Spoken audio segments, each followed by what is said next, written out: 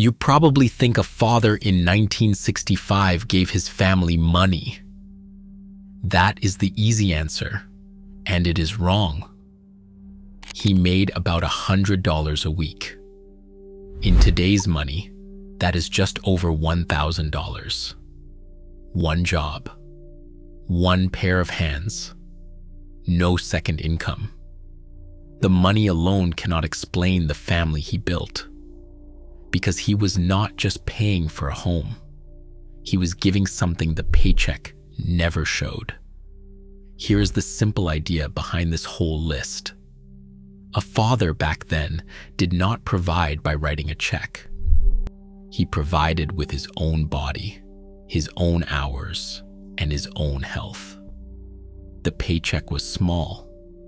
What he gave around it was not. He got up in the dark, ate last, worked hurt, and gave up what he wanted, so the people at home never had to. That was what providing meant. It was not money he sent in. It was himself he spent. Every one of these 25 things is that same idea in different clothes. None of it was soft. None of it was weak. It was a job he understood so well, he never had to explain it. Hit that subscribe button, because this list will change what you think the word provide really means. 25 things, counted down. The biggest one is last, because number 1 holds the whole list together, and it is the one almost no man will do today. Number 25. He started his day in the dark so they could sleep. The alarm went off at 4:30. The kitchen light came on alone. He was out the door before any child woke up. That early hour was not just part of the job. It was a gift he gave them every morning, and he never said a word about it. They woke up to a warm house and a dad already at work. Getting up that early, year after year, wears a man down, and doctors have shown that for a long time. He did not have those studies. He had a lunch pail and a reason. The reason was still asleep down the hall. His day was half over before theirs began. Number 24. He gave the family the car and took the bus. A new car cost about $2,600 in 1965. That was half a year of pay. So there was only one car, and it belonged to the family, not to him. His wife needed it for doctor appointments and shopping. So he stood at a cold corner with the other men and rode the bus in. Back then, owning a car meant you had made it. He had one, and he still gave the keys to everyone but himself. You never saw this sacrifice on paper. You saw it as 40 minutes each way that he just gave away. He walked so they could ride. Number 23. He took the shift no one else wanted. Nights. The holiday shift. The job with the bad machine. The plant paid a little more for those hours, about 1/10 more. He took them on purpose, because his own body was the one thing he could spend to get ahead. We know now that night work is hard on the heart and steals your sleep. He guessed some of that and went anyway. The extra money bought shoes that the day shift could not. He sold the hours other men kept for themselves. Number 22. He ate last, and he ate least. The best piece of meat went to the kids first, then to his wife. What was left was his, and he made it look like a choice, not a shortage. Ask anyone who grew up then. They all say the same thing. Dad always said he was not that hungry. He was hungry. He had worked all day and burned through a huge meal's worth of energy. Then he sat down and gave the meat to the people who had not earned it yet. Giving up his own food was so normal, he would be surprised to hear anyone praise it. He fed them off his own plate. Number 21. He did the worrying alone after the lights went out. The talk of layoffs, the bill that did not fit, the lump he should get checked. He took all of it to the kitchen table at midnight. He spread the papers under one lamp and did the math by himself while the house slept. Then he put it away. By breakfast, his face showed nothing. A father back then knew the home runs on the nerves of the man who leads it. So he took the night shift of fear that no one paid him for and gave them a calm morning instead. That is real work, even when no one sees it. He did the hardest part where no one could. They slept easy because he did not. Number 20. You could set a clock by him. 6:10, the door. Same minute. Same step on the porch. Same hook for his hat. Every working day for 20 years. That was not boring. It was something he built with his own steadiness. A fixed point the whole family could trust. Kids who grow up with that kind of routine grow up steadier. We know that now. He gave them a father who was never a maybe. In a time that could turn on anyone, the boldest thing he did was to be steady and sure. His footstep on the porch was the family's heartbeat. Number 19. He worked hurt. The bad back, the cut hand wrapped in a rag, the fever that would send a man home today. None of it stopped him. He knew a hard truth. His showing up was the family's money. A day in bed was a day they ate less. Today, we tell a sick man to stay home. To him, going in was a duty. He was not being dumb about his health. He was spending it on purpose, the way a man spends anything he owns and his family needs. He clocked in on days the job did not deserve him.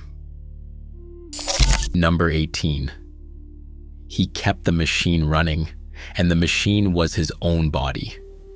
He stayed strong on purpose, not for a mirror, for a job.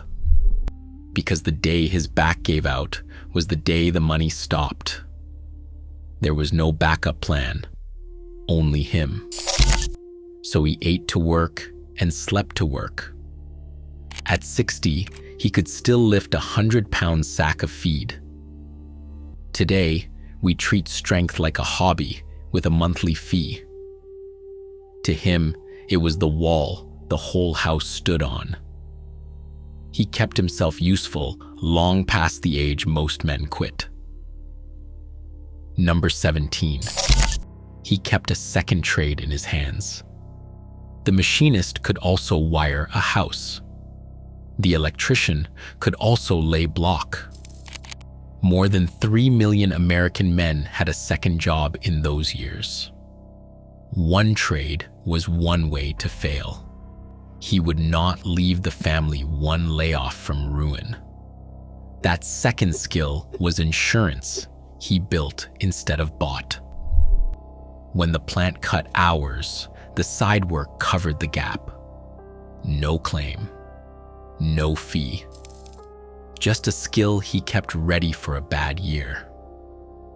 A hard time had to knock him down twice. Number 16. He did the dangerous jobs himself. Up the icy ladder to the roof.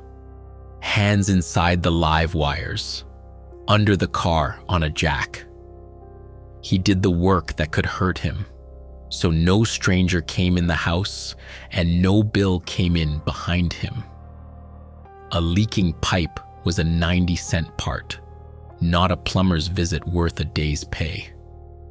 But the money was only half of it.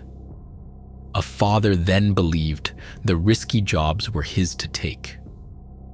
Danger in the home should land on him first. He took the risk so they never had to. So far, this is what he gave the family from the outside. The hours, the safety, the good name. Now it gets harder to watch, because the next ones are things he gave from inside himself, things he could never get back. Stay with me. Number 15. He stood between the family and the street. He checked the locks. He walked outside when the dog barked. He met the stranger at the door so they did not have to. On a street where everyone knew everyone. Just being a steady, known working man was a wall around the house. It told the world this family was watched over. We know now that a steady, present father keeps trouble away from a home. He did that before there was a study to prove it. He was not armed. He was not loud. He was just there. And being there was the whole defense. Number 14. He kept his name clean so the family could borrow on it. There were no credit scores on his street. The FICO score did not exist until 1989. A man had his word and his good name, and nothing else. The grocer let him run a tab because he always paid. The bank gave him the loan because the boss spoke for him. He guarded that good name like money because the whole family used it every day without knowing. His name was their credit. Number 13. He showed up in person at the table. Dinner was a set hour when the family sat together 6 nights a week. He was in his chair for it, tired or not, there and paying attention. Years of studies on the family meal keep finding the same thing. Kids who eat with a parent who is really there do better at almost everything that matters. He did not need the study. He just knew his face at that table was a kind of food. He provided by being there every night. Number 12. He gave the boys a trade. He did not just feed his sons. He made sure they could feed themselves for life. He stood them next to him at the bench until their hands knew the work. The best thing a father could leave was a child who could never be made helpless. That gift of a skill was worth more than money. And unlike money, no one could spend it, lose it, or tax it away. He gave up his own evenings so the next man in the family would never need saving. A skill you teach is a wage paid for 40 years. Number 11. He stayed in the same job for 20 years. Back then, loyalty went both ways. He held one job at one company long enough that the family could build a whole life on it. The house, the schooling, the plans. He stayed on purpose. He swallowed the boredom and turned down the better offer because what his family needed most was steadiness. He traded the thrill of moving up for the gift of never moving the kids. The gold watch at the end did not really matter. He stayed so they would never have to worry. Number 10. He took the holiday overtime. When the plant offered time and a half on Christmas Eve or the 4th of July, he raised his hand. He spent his own holiday at a machine so theirs could have the ham and the gifts. He did not see it as a loss. He saw it as the whole point of working. The days he gave up were what made their days good. Millions of American men worked those extra hours back then. The records prove it. He gave away his own holidays to buy theirs. Number 9, he gave up his own wants first and quietly. A new suit cost $40, so it waited another year.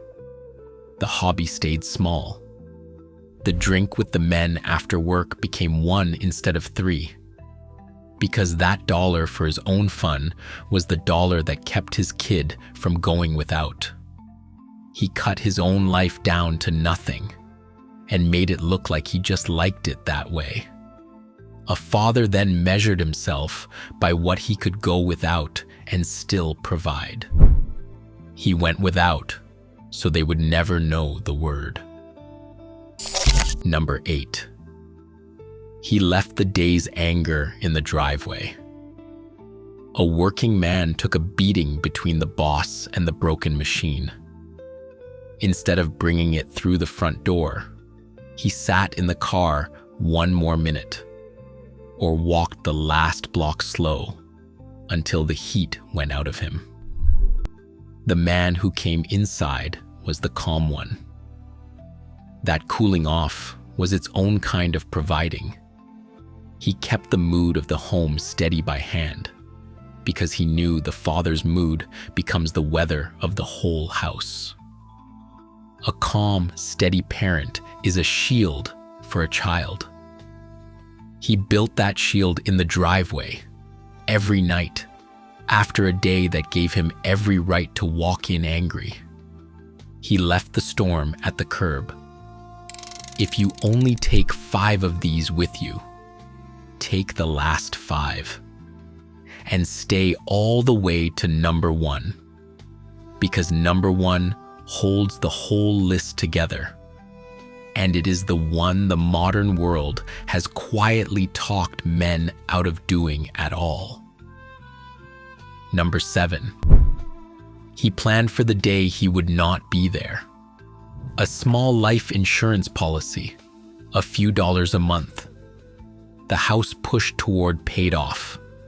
A little money set aside for a funeral. All of it pointed at one cold thought he made himself face.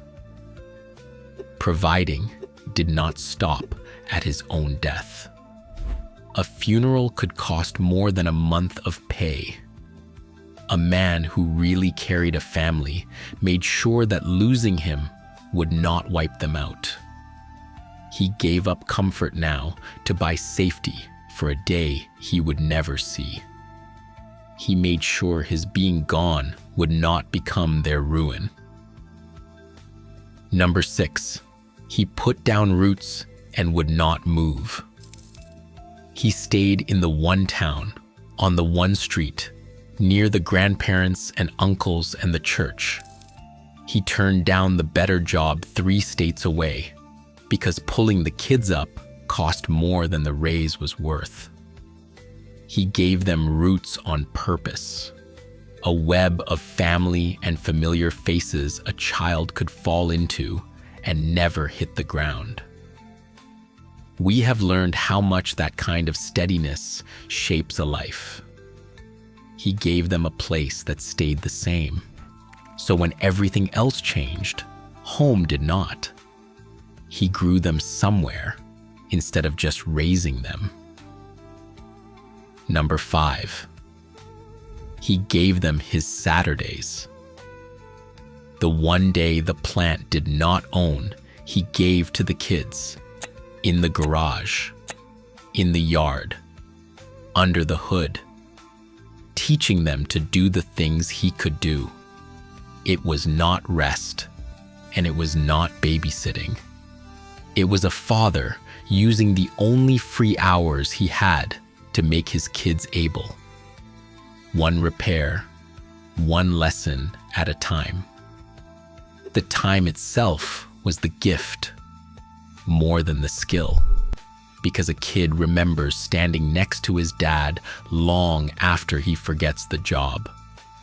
He had 6 days that belonged to other men, and one that was his. He gave that one away too. His day off was their inheritance. Number 4, he guarded their childhood. The money fear, the trouble between him and their mother, the grim news from work. He kept all of it on his own side of a wall so the kids could stay kids as long as possible. A father then saw a child's innocence as something a man protects, just like a locked door or a full pantry. He paid for it by carrying alone what he could have shared. We know now that keeping kids away from constant adult stress protects them for life. He did it on instinct. He took the weight so their early years stayed light. He gave them the one thing you cannot earn back later. Number 3, he kept his word so the family could stand on it. If he said he would be there, he was there. If he said it would get done, it got done. That made him the solid ground the whole home was built on. No one ever had to test it because it never let them down. A father's word back then held weight. His wife counted on it. His kids trusted it. His neighbors leaned on it. A man who keeps his word 1,000 small times becomes someone others can safely lean their whole life on. That is providing, in its purest form, safety made out of nothing but character. They could put their whole weight on him and never feel him move. Quick thing before the last one. If this has been worth your time, tap that like button. It helps a small channel like this one reach the next person who needs to hear it. Number 2, he made himself useful to everyone, so the family was never alone. He was the man the neighbors called for the stuck pump or the dead battery. He was at every barn raising and every funeral. He gave that help freely because he knew the deepest. Safety is not money in a bank. It is a web of people who owe you nothing but would come anyway. By being useful to the whole street, he tied his family into a net that would catch them in any year he could not. He spent his own strength on other homes so his own would never stand alone. He made the family part of something bigger than one man. And number 1, he spent himself on purpose and never sent the bill. This is the one that holds the whole list together, because every single thing before it, the dark morning, the last seat at the table, the hidden fear, the given away Saturdays, was the same act over and over. A man pouring his own body, his own time, and his own years into the family until there was less of him and more of them. And the last part, the part no man seems willing to do now, was this. He made sure they never felt the cost. He carried it so quietly that his kids grew up thinking it had all been easy, that the warm house and the full plate and the steady father were just the way things were. Not a man being slowly used up to hold it all in place. He did not want the credit. He wanted them to never know the weight. That was the providing underneath all the rest. And it is the rarest thing in the world today. A man who pours himself out and takes care that no one ever sees him empty. These were not old-fashioned sacrifices. They were the real ones. And somewhere right now, there is a grown man who still thinks his childhood was normal, never knowing it was the most expensive thing his father ever quietly built. So tell me one thing in the comments. What is the one thing your father or grandfather did to provide that you only understood the cost of years later? I read every one.